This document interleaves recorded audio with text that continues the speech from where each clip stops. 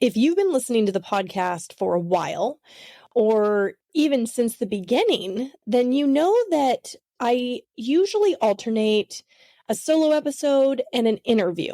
And I kind of do that back and forth. But it wasn't always that way.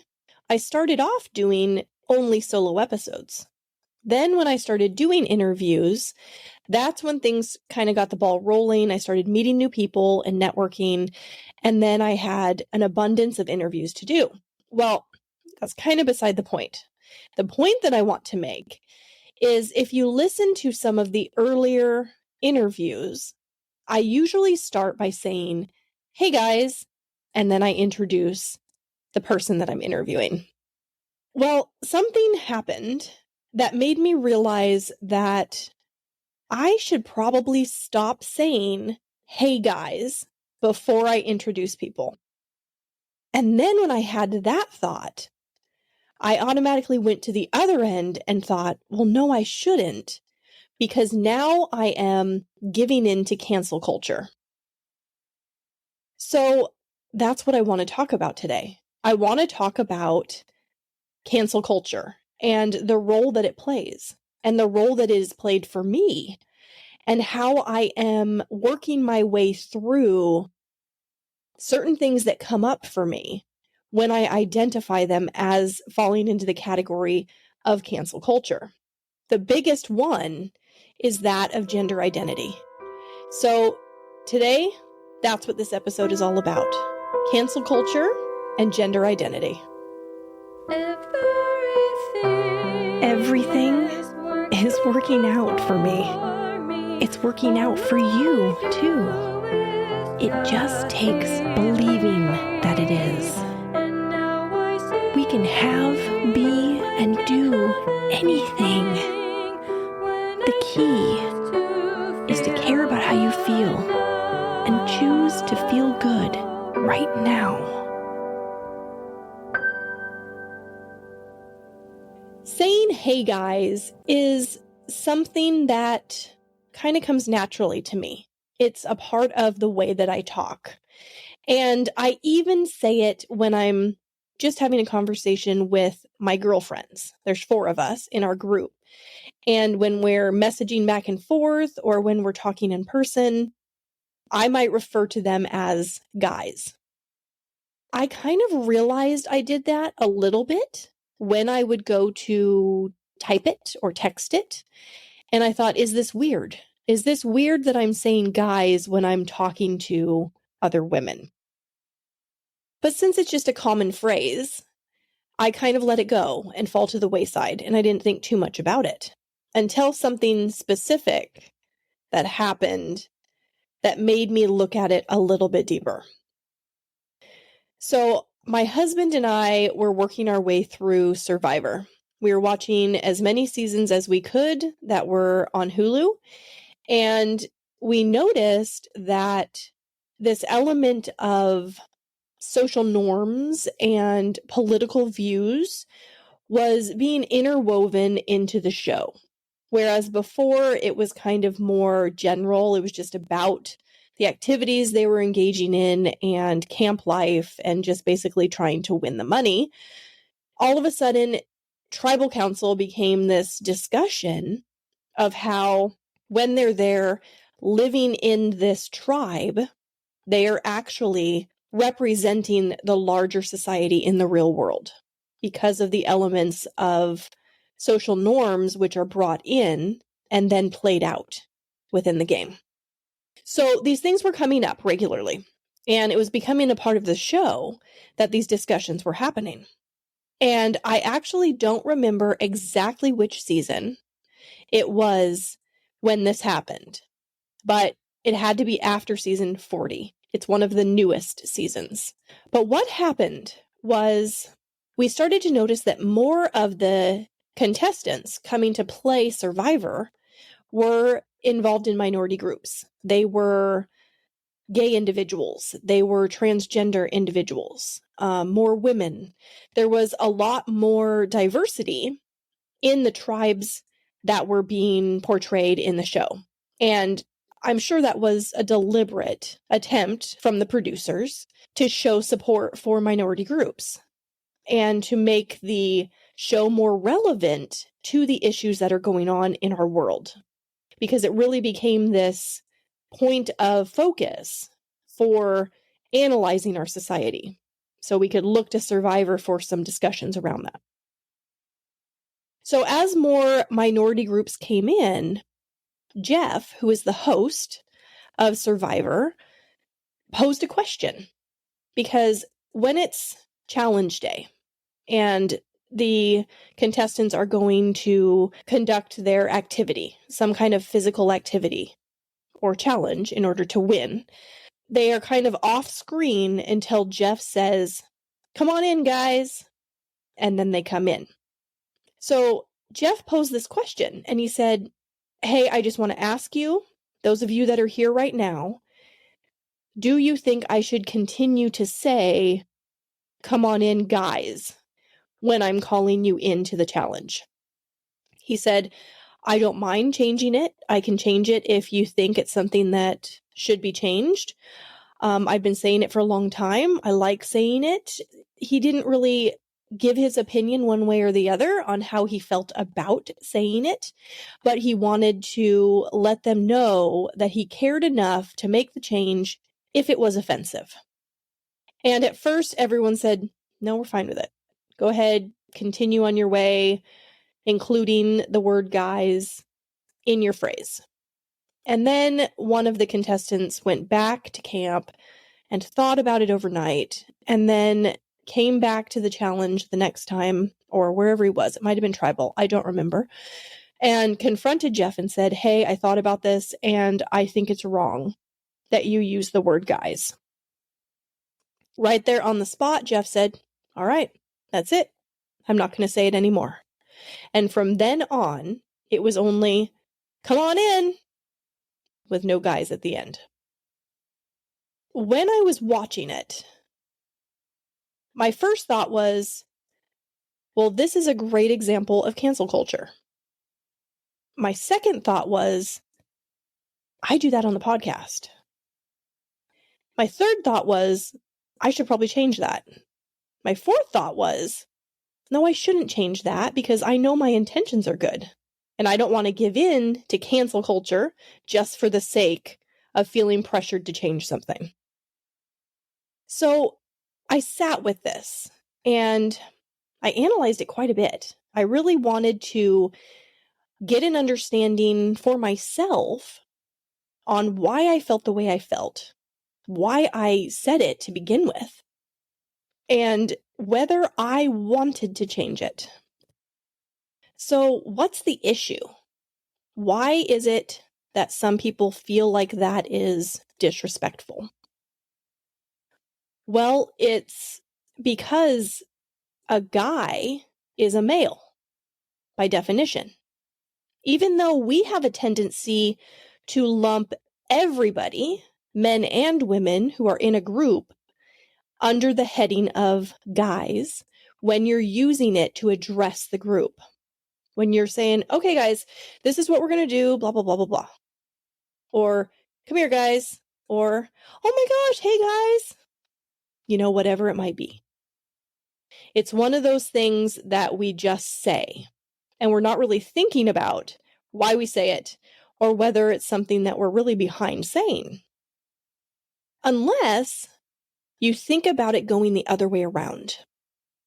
Now, what if I came into a restaurant and I was like, "Hey, ladies," to everybody, all the men and the women included. And I put them under that umbrella term of ladies, much like we do with that umbrella term of guys. Would anybody be offended?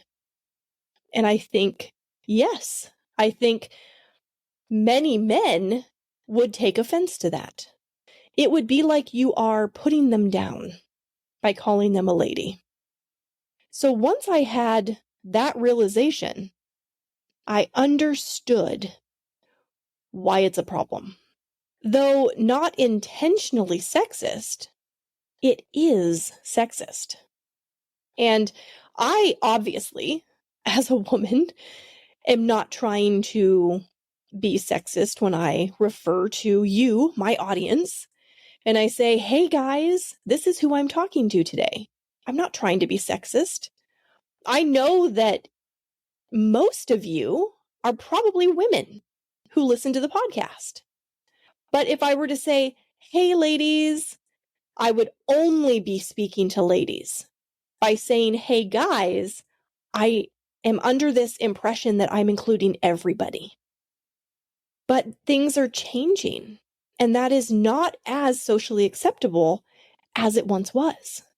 And to be honest with you, once I came to this realization that I'm engaging in something that is sexist, when I didn't even realize that's what I was doing, it bothered me because I thought, well, hold on a minute. What am I upholding here?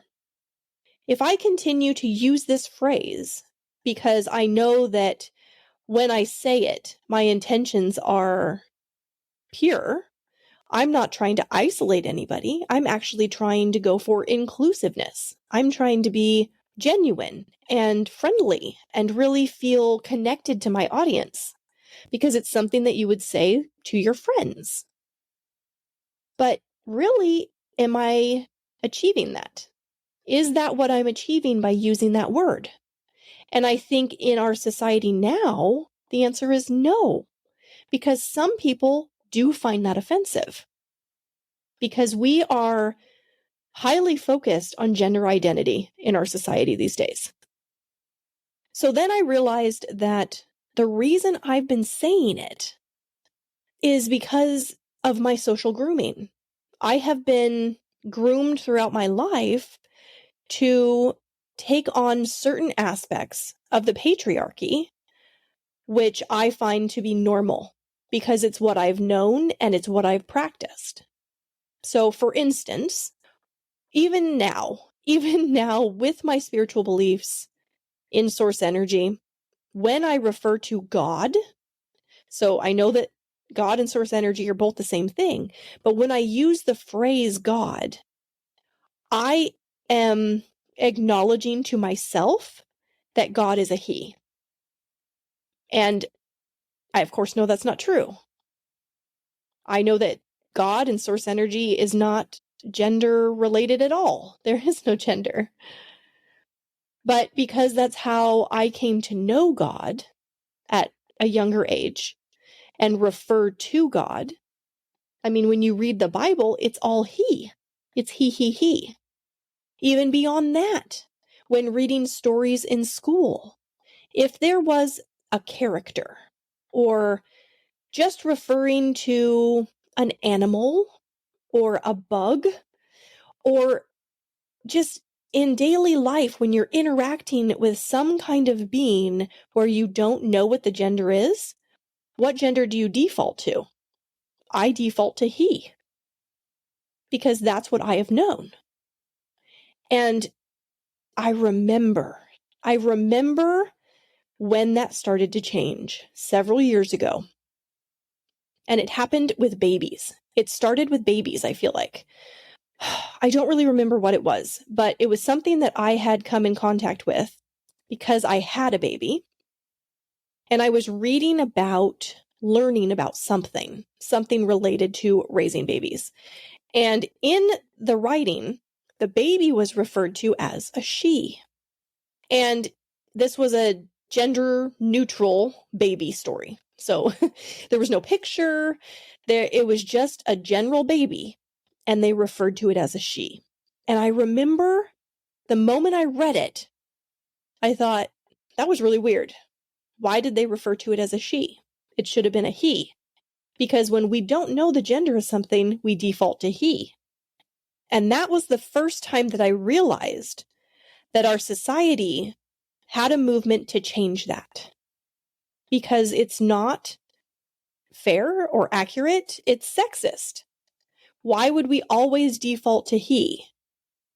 It doesn't make sense. Half the population is she. And now, of course, there's a large portion of the population that is neither and prefers to identify as they and them. Would you like to have an ad-free experience? I know you probably have my intro and my outro memorized by now, and maybe you just kind of want to cut out that ad space, this one right now that you're listening to, so that you can just get all of the content of the episode. Well, if that does sound like something that you're interested in, I've put together a Patreon account, and I'm offering all of the episodes I've recorded so far without that extra stuff, so you just get the content. And I'm also going to be offering members early access to the newly released episodes. So I'll be putting those on Patreon several days before the episode releases on all the other podcast platforms. So you'll be able to listen before everybody else. You can find the link to the Patreon in the show notes. And I'm also going to post on social media, so you should be able to find it on all of my pages there as well. I look forward to getting to know all of you guys better and engaging in some co-creating together. For now, I'll just get back to the episode. See you on Patreon. So I realized it when I read it. I thought, wow, that's the first time I've ever seen she in the place of he. So then I started to change it myself because I thought, it's kind of nice to balance that out a little bit. Let's throw some she's in there. And it was something that took quite a bit of time for me to actually promote a change with, because it was such an automatic response for me to default to he. So when raising my kids, if I was engaged with them and there was a bug, let's say, or we had seen a bird or an animal or something, and we're talking about it, I would still default to calling it a he. But every time it happened, I would notice it. I became aware of it because I had this realization of the change that was happening. I realized our culture was morphing, and it settled within me. Not enough to make an instant change, but enough to get me thinking about it when it was present in my experience. So then I started to change it. Right now we have a spider friend out on the playset who is huge. This spider, I wish I could just take a picture and send it to you. We actually caught it in a jar the other day just to get a better look at it. And the body on it is huge. And before even thinking about the possibility of this spider being pregnant with little baby spiders, I referred to it as a she, and I had named it a girl name. I felt good about that because I realized that I'm starting to balance it out more, and I'm starting to inquire more. If you have a dog, you probably have had this experience where you're out and about with your dog and you come in contact with somebody socially who then refers to your dog as the incorrect gender. Have you ever had that happen? I had that happen all the time. And I always felt like I needed to correct the person, but not directly. I would wait for conversation to flow where I could just throw in the correct gender term so that they knew what gender my dog was. And it really doesn't matter. It really doesn't. But it was one of those things where I felt like, well, why wouldn't you just ask? And that's what I do now. When I want to talk about somebody's animal, I'll say, oh, is it a he or a her? Or I'll say, is your dog male or female? Just to get an understanding of how to refer to the animal. To me, it feels like a respectful thing to do. All right, so going back to me changing this phrase. When I was considering the change, the reason that I at first thought I should change this was because I was seeing it in the show. I was seeing it in Survivor. And I know that one element of Survivor is to focus on our society and the cultural aspects of what we're living. So I felt some pressure at that point. And that's why I felt like I should change it. But if you know how I feel about shoulds, that's why I then turned around and defaulted back to no, I shouldn't. When you feel like you should do something, it's because there's some kind of external force putting pressure on you to change.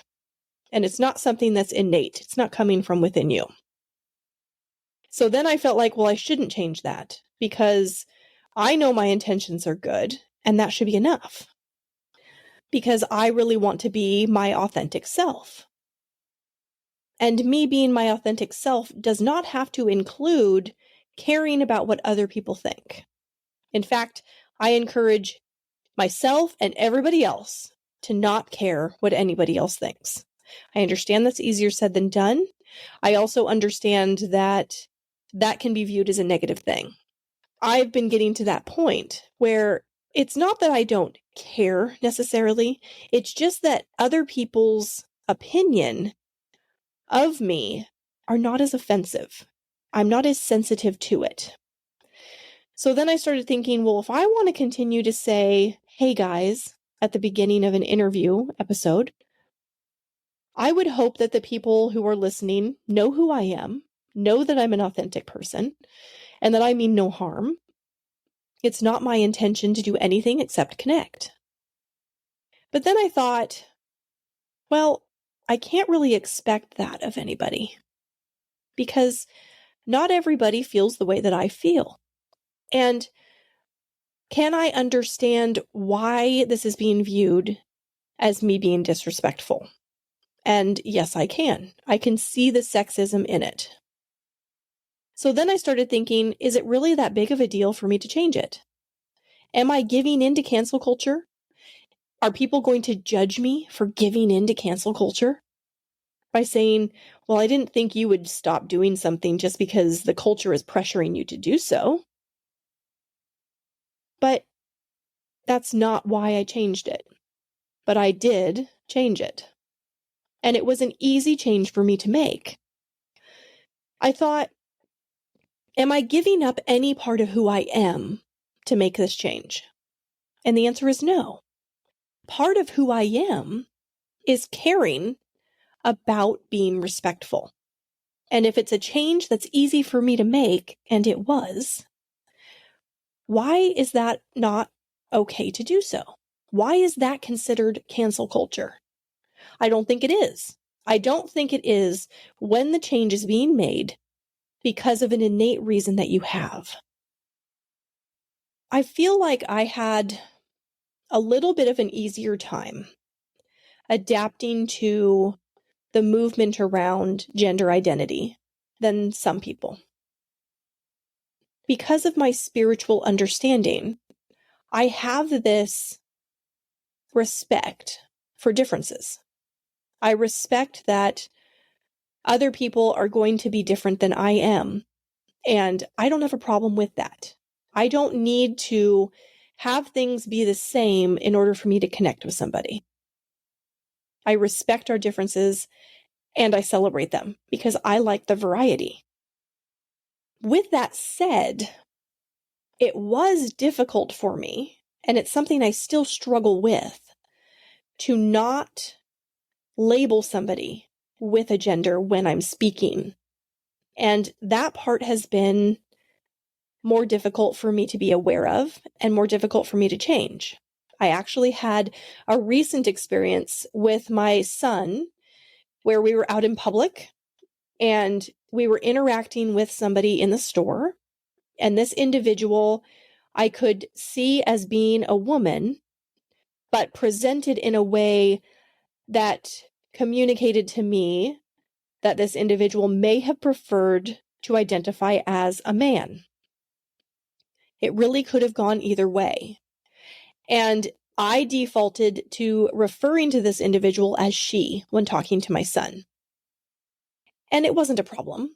There was no negative interaction. There was no negative consequences or anything.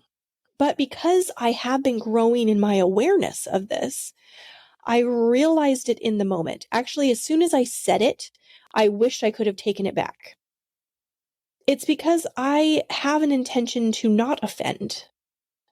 I don't want to unnecessarily create resistance or friction with somebody that I'm interacting with who doesn't really know me. They don't know that I have good intentions. They might just be offended because I'm not putting in any effort in being respectful. And so when I said it, I'd wished I hadn't said it. And I probably should have cleared it up right there in the moment and been like, oh, I'm sorry. I probably should ask you, how would you like to be referred to as? Just like I would with an animal. Well, is your dog a male or a female? I do it with animals, so why not with people? And I think people have an issue with this because they want to throw their hands in the air and say, forget it. I'm just going to continue to do things as I've been doing because it's easier. Because I see a man, so I'm going to refer to that person as a he, and I see a woman, so I'm going to refer to that person as a she. And they don't care to make a change, which is fine. I'm not trying to encourage anybody to change anything they don't want to change. For me, I don't mind taking those steps to be respectful in that way because it's something that is easy for me to do in my mind now that I become more aware of it. And I still slip up. I'm not perfect by any means, but I care to offer the care. I care to present myself in a way that shows that it's important to me that I'm respecting you and what's important to you. Because that's me being my authentic self. So making a change like saying, hey guys, at the beginning of an episode is not me giving up my authenticity. It's me embracing it because I care to be that kind of individual. That is who I'm choosing to be. I'm choosing to be respectful. I'm choosing to care, to ask. And it's not a big deal to me to do that. That's something that is within my power. And therefore, I do it. I really think that this entire movement for gender identity has to do with sexism and the biases that come along with the divide between two genders. And by adding in other options, it changes the playing field. It allows you to stop sorting things into black and white, which how many things in life really are black and white? Very, very little. So why would gender be any different? It's only natural that as a human being, as a human species, some kind of change would be initiated in gender because it is our nature to evolve and change and to be diverse and to be variety. We don't like dry. We don't like this or that. It's too limiting. We are source energy beings. We are expansive creators. There's no limit to us. So why would we go and limit ourselves? It's not natural for us to do so. Now, I'm a part of the American culture, but this expands beyond that. I just spoke with somebody recently in an interview who informed me that in the Hispanic culture, they have started referring to individuals as Latinx, which encompasses everybody. Previously, we would say either Latino or Latina, based on whether the individual was a male or a female. But now, because of gender identity and the movement it has promoted change globally, this is widespread change throughout cultures. And the Hispanic culture is representing that by referring to the culture as a whole as Latinx. That means that you can't identify for somebody what their gender is. Only they can do that. And by saying Latinx, you're not saying Latino, which usually was the umbrella term, but now it's Latinx because Latino actually is masculine. It's part of that patriarchy grooming. And we as a people, as humans, are pulling away from that. And it's being represented on a widespread scale. So ultimately, when I realized that my default was supporting a sexist view, and it is. Why do I default to he? Because I was groomed to do so, and I haven't thought about why I do it. But now that I have, there really was no other option than to change it. Because once I realized what I was contributing to by continuing it, I had to decide if that's what I was behind. And to get behind it would mean supporting sexism, which I don't. So that is really why I made the change. It has nothing to do with cancel culture. It has to do with who I am identifying myself to be. Cancel culture is about control. It's about people wanting everyone to change something because of how they see something. And a lot of times that is how it's going. When somebody gets upset about something in our society and they make a stink about it, they promote other people adapting to the way that they see it. And that I don't agree with. I am not a fan of cancel culture. But if cancel culture brings something to your awareness and you realize that it's something that you are engaged in which you do not want to promote or which you don't agree with, then make the change for you. That's what I did. I made the change for me. This was about me realizing more about me. I recognized something within myself. I analyzed it. I realized that I had been behaving in a way that I disagree with for myself. No judgment to anybody else. We all are on our own paths, and we all discover things about ourselves in different ways and at different times. This was just an example of what happened for me. Once I realized what was happening for me, I came down to two options of either continue something or change it. And in this scenario, for me, the best option was to change it. If you're enjoying the podcast, you can show your support by leaving a rating and a review on your favorite podcast platform. You also can follow Dr. Williams' podcast on all social media platforms and subscribe on YouTube and by going to www.drwilliamspodcast.com. Deliberate creation is the key to living life satisfied, and that is my wish for all of you.